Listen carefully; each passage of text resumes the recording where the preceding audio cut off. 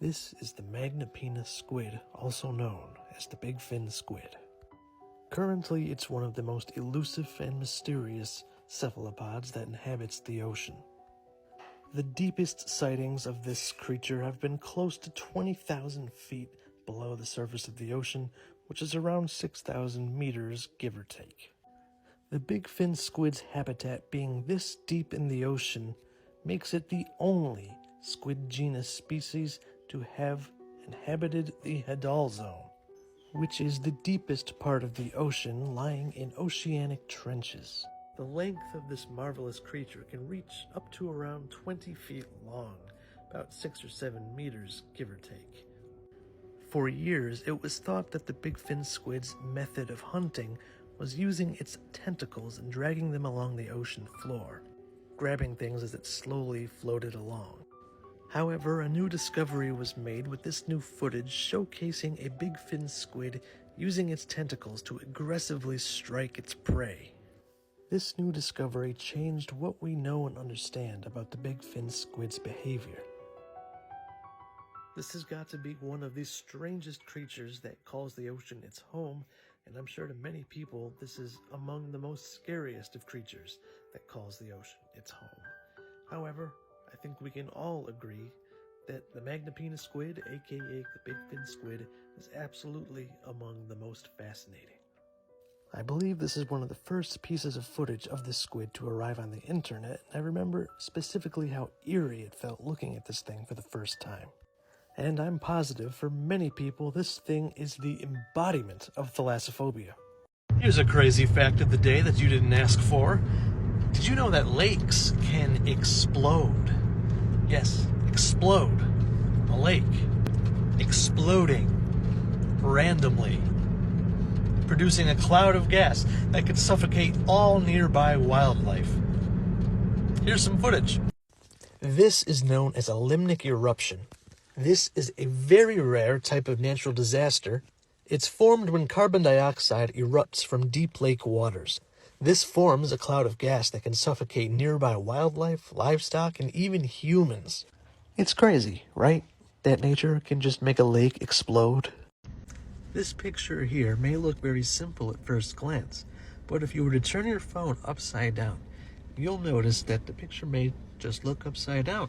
But if you were to stare for a second longer and blink, you'll notice that the picture looks exactly the same as it did when you had your phone the other way around. This picture is known as Schroeder's stairs, and this is an optical illusion that's a classic example of a perspective reversal in the psychology of perception. Do any of you remember this freaking guy and his surprise in Assassin's Creed Revelations? Men who make a fetish out of murder deserve no pity.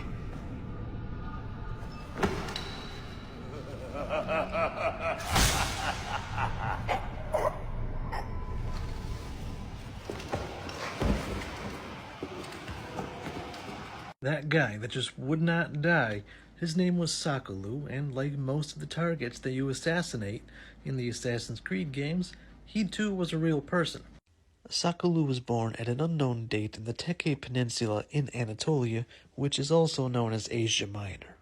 He's mostly known for being the leader of a rebellion against the Ottoman Empire that was named the Şahkulu Rebellion. The game does get the date of his death wrong. In real life, he died in 1511. In the game, he died in 1512. Both in the game and in real life, he's known as being sadistically brutal. Ah! What the hell is that spell? Apologies, Manuel. Some of these Ottoman prisoners are so fragile. I still remember back in, 2011, I think? Back, however old I was in 2011, seeing this guy get back up pretty much from the after-death talk that Ezio normally does with who he kills, but he's one of the only people to ever do that. Like, you're doing the Requiescat in the Pace thing, and he just gets up and chokes Ezio, and you're like, whoa, what's happening? I don't know what's happening. He's alive. Rather mediocre boss fight kind of takes place right after, but still one of the few things in gaming that has lasted with my memory all this time later, you know. Just got out of work, so it's time for Facts from the Car with Dom. 4 million people a year in Japan purchase what is known as a hole-in-one insurance policy. What this means is people that play golf, if they make a hole-in-one, it's considered a very big deal. Well, it's considered a big deal everywhere, really. But in Japan, you're expected to hold a very large celebration that includes food and drink and a nice restaurant. But this insurance policy, the hole-in-one insurance policy, gives you a nice large payout of $3,500 if you happen to make a hole-in-one during your golf game. So the payout that you receive, you are supposed to put that towards the celebration of getting a hole-in-one. Around 4 million people a year purchase this policy, and it costs around $65 a year for that $3,500 payout. I always find it interesting to learn about these strange insurance policies. Like, what if there was, I don't know, like tree insurance? Like, what if a tree fell on your car? Deserve a payout of some. What if a tree fell on your grandmother? I think we deserve a payout. Drastically different. By closing off one nostril, this seal blows and inflates an elasticated membrane in his nasal cavity. The sac is then pushed out What and the fuck? big red clown nose, which gets its color from all the blood vessels running across the stretchy membrane. Since when? No weight is bulging sac around all What? the different layers to find just how big all of it is. What? The bigger his sac is, What? the bigger his chances are. The fuck? But these seals don't just have a So this is something that I have never tried before, nor have I seen it anywhere in any supermarket that I frequent. This is milk peanut with soup, and it's by a company called Redolent. I believe it's made in Taiwan. Yep, made in Taiwan. So I came across this beverage at a Chinese restaurant that I frequent very often. At least 3 to 4 times a week per week I go to this place. And the owner and the cashier have become very familiar with me, I'd say, at this point. The cashier is one of the nicest people on this planet. She's so nice, she's great. She gives me free drinks every now and again. She doesn't have to do that at all. But this time, she asked me if I like peanuts. And I responded with, yeah, okay, I think I like peanuts. Why do you ask? So she gave me this, and I've never tried this before. I've never seen it in the menu or in their refreshment refrigerator. So I take it this is something that she herself enjoys, and she just wants me to try it. So that's what we're going to do tonight. I'm going to try this. Oh.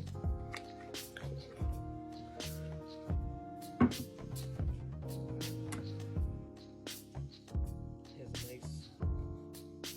Wow, that smells like peanuts. Like, really smells like peanuts. Holy crap! It smells like peanut. Like, I can't describe to you how much this smells like peanuts. Okay. I think I get a spoon for this. Oh my god. I think there's a spoon on this. Is this a spoon? Or am I just tripping? Am I tripping? Hey, it's a spoon! That's pretty handy. Guess I'll show the camera what this looks like. I feel like American sensibilities are not gonna enjoy what this looks like. Yeah, that's what it looks like. It looks like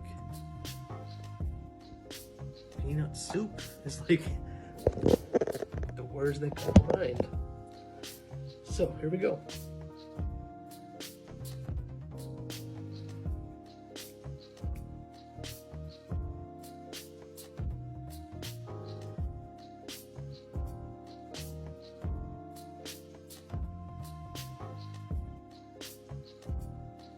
It tastes really good.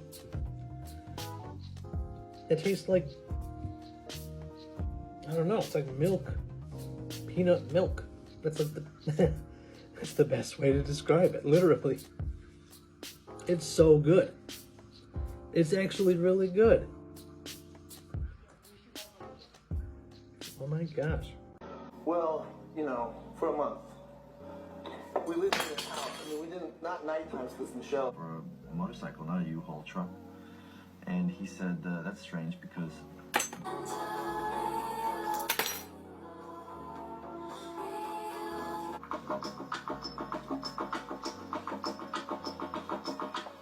characters in movies who have it all figured out and, you know, everything is said.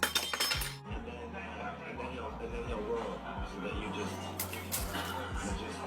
took my wife and slept with her.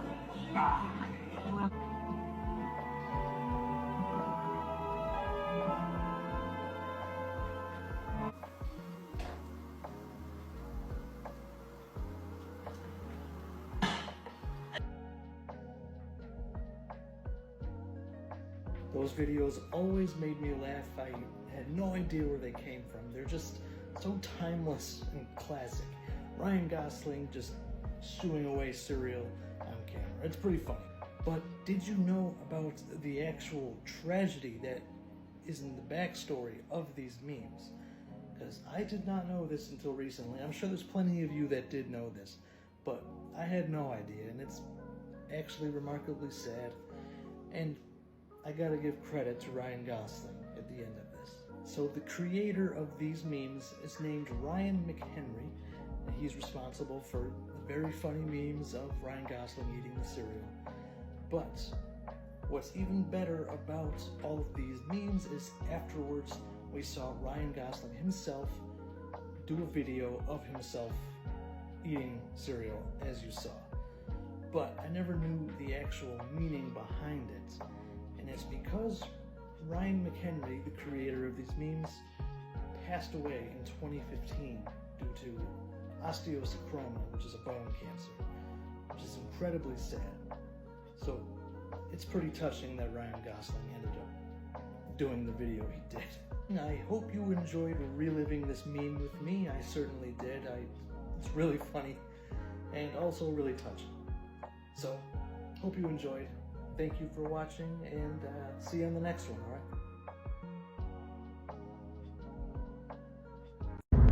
Let's talk about medieval sausage trials. Now, I know you know what I mean when I say sausage. A wife in the medieval days could turn in her husband if her husband's sausage does not work. These were pretty much the drama, or the soap operas, if you will, of the medieval days in high-class society. The man would have to call in witnesses to protect and to compliment his unyieldy sausage. Women would come in to examine said husband's sausage, maybe even give it a little bit of a stroke to see if it works, and they would present their findings to the judge in the court. And some of these testimonies, if you will, they'd be pretty damning. One of my favorite testimonies has to be from a woman. I got this from Thoughty2 on YouTube, if you know who that is. But she exclaimed, "William's rod has no value."